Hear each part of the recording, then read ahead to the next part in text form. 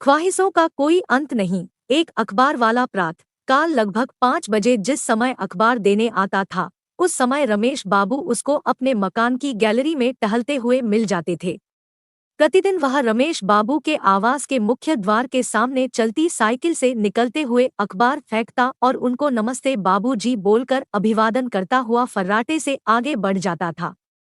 क्रमश समय बीतने के साथ रमेश बाबू के सोकर उठने का समय बदलकर प्रातः 7 बजे हो गया। जब कई दिनों तक रमेश बाबू उस अखबार वाले को प्रातः टहलते नहीं दिखे तो एक रविवार को प्रातः लगभग 9 बजे वह उनका कुशलक्षेम लेने उनके आवास पर आ गया। तब उसे ज्ञात हुआ कि घर में सब कुशल मंगल है। रमेश बाबू बस यूं ही देर से उठने लगे थे। वह बड़े सविनय भाव से हाथ जोड़कर बोला, बाबूजी, एक बात कहूं? रमेश बाबू ने कहा। बोलो, वह बोला। आप सुबह तड़के सोकर जगने की अपनी इतनी अच्छी आदत को क्यों बदल रहे हैं? आपके लिए ही मैं सुबह तड़के विधानसभा मार्ग से अखबार उठाकर और फिर बहुत तेजी से साइकिल चलाकर आप तक अपना पहला अखबार देने आता हूँ। सोचता हूँ कि आप प्रतीक्षा कर रहे होंगे।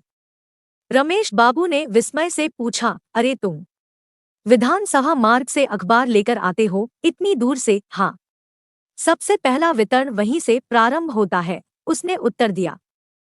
आपके लिए ही मैं सुबह तड़के विधानसभा मार्ग से अखबार उठाकर और फिर बहुत तेजी से साइकिल चलाकर आप तक अपना पहला अखबार देने आता हूँ। सोचता हूँ कि आप प्रतीक्षा कर रहे होंगे। रमेश बाबू ने विस्मय से पूछा, अरे तुम विधानसभा मार्ग से अखबार लेकर आते हो इतनी दूर से? हाँ, सबसे पहला वितरण वहीं से प्रारंभ होता है, उसने उत्तर दिया। तो फिर तुम जगते कितने बजे हो? रमेश बाबू ने पूछा। 2:30 बजे। फिर 3:30 तक वहां पहुंच जाता हूँ।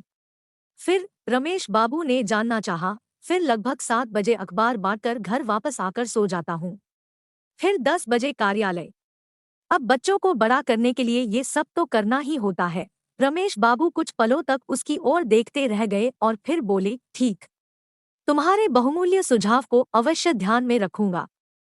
घटना को लगभग 15 वर्ष बीत गए। एक दिन प्रातः 9 बजे के लगभग वह अखबार वाला रमेश बाबू के आवास पर आकर एक निमंत्रण पत्र देते हुए बोला, बाबूजी, बिटिया का विवाह है, आपको सपरिवार आना है। निमंत्रण पत्र के आवरण में अभिलेखित सामग्री को रमेश बाबू ने सरसरी निगाह से जो पढ़ा तो संकेत मिला कि किसी डॉक्टर लड़की का किसी डॉक्टर लड़के से परिणय का निमंत्रण था।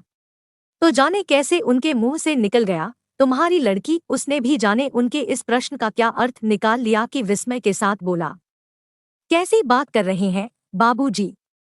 मेरी ही बेटी? रमेश बाबू अपने को संभालते हुए और कुछ अपनी झेम को मिटाते हुए बोले, नहीं, मेरा तात्पर्य कि अपनी लड़की को तुम डॉक्टर बना सके, इसी प्रसन्नता में वैसा कहा। हाँ बाबूजी, मेरी लड़की ने MBBS किया है और उसका होने वाला पति भी MD है। और बाबूजी, मेरा लड़का इंजीनियरिंग के अंतिम वर्ष का छात्र है। रमेश बाबू किंकर्तव्यविमूढ़ खड़े सोच रहे थे कि उससे अंदर आकर बैठने को कहूं कि न कहूं कि वह स्वयं बोला, अच्छा बाबूजी, अब चलता हूँ, अभी और कई कार्ड बांटने हैं, आप लोग आइएगा अवश्य। रमेश बाबू ने भी फिर सोचा, आज अचानक अंदर बैठने को कहने का आग्रह मात्र एक छलावा ही होगा। औपचारिक नमस्ते कहकर उन्होंने उसे विदाई दे दी। उस घटना के 2 वर्षों के बाद जब वह पुनः रमेश बाबू के आवास पर आया तो ज्ञात हुआ कि उसका बेटा जर्मनी के किसी नामी कंपनी में कहीं कार्यरत था। उत्सुकतावश रमेश बाबू ने उससे प्रश्न कर ही डाला कि आखिर उसने अपनी सीमित आय में रहकर अपने बच्चों को वैसी उच्च शिक्षा कैसे दे डाली। उसने कहना शुरू किया, बाबूजी, इसकी बड़ी लंबी कथा है, फिर भी कुछ आपको बताए देता हूँ। अखबार नौकरी के अतिरिक्त भी मैं खाली समय में कुछ न कुछ कमा लेता था। साथ ही अपने दैनिक व्यय पर इतना कड़ा अंकुश की भोजन में सब्जी के नाम पर रात में बाजार में बची खुची कद्दू, लौकी, बैंगन जैसी मौसमी सस्ती मद्दी सब्जी को ही खरीदकर घर पर लाकर बनाई जाती थी। एक दिन मेरा लड़का परोसी गई थाली की सामग्री देखकर रोने लगा और अपनी माँ से बोला, ये क्या रोज बस वही कद्दू, बैंगन, लौकी, तरोई जैसी नीरस सब्जी, रूखा सूखा खाना। ऊब गया हूँ इसे खाते खाते। अपने मित्रों के घर जाता हूँ तो वहाँ मटर पनीर, कोफ्ते, दम आलू आदि और यहाँ की बस क्या कहूँ। मैं सब सुन रहा था तो रहा न गया और मैं बड़े उदास मन से उसके पास जाकर बड़े प्यार से उसकी ओर देखा और फिर बोला, पहले आंसू पोंछ फिर मैं आगे कुछ कहूँ। मेरे ऐसा कहने पर उसने अपने आंसू स्वयं पोंछ लिए। फिर मैं बोला, बेटा सिर्फ अपनी थाली देख, दूसरे की देखेगा तो तेरी अपनी थाली भी चली जाएगी। और सिर्फ अपनी ही थाली देखेगा तो क्या पता कि तेरी थाली किस स्तर तक अच्छी होती चली जाए। इस रूखी सूखी थाली में मैं तेरा भविष्य देख रहा हूँ। इसका अनादर मत कर। इसमें जो कुछ भी परोसा गया है उसे मुस्करा कर खा ले। उसने फिर मुस्कराते हुए मेरी ओर देखा और जो कुछ भी परोसा गया था खा लिया। उसके बाद से मेरे किसी बच्चे ने मुझसे किसी भी प्रकार की कोई भी मांग नहीं रखी। बाबूजी, आज का दिन मेरे बच्चों के उसी त्याग और तपस्या का परिणाम है।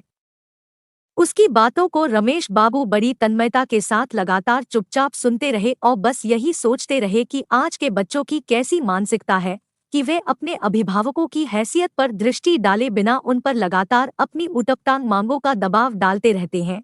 कोई इस दिल का हाल क्या जाने। सच ही कहा है किसी ने, ख्वाहिशों का कोई अंत नहीं है।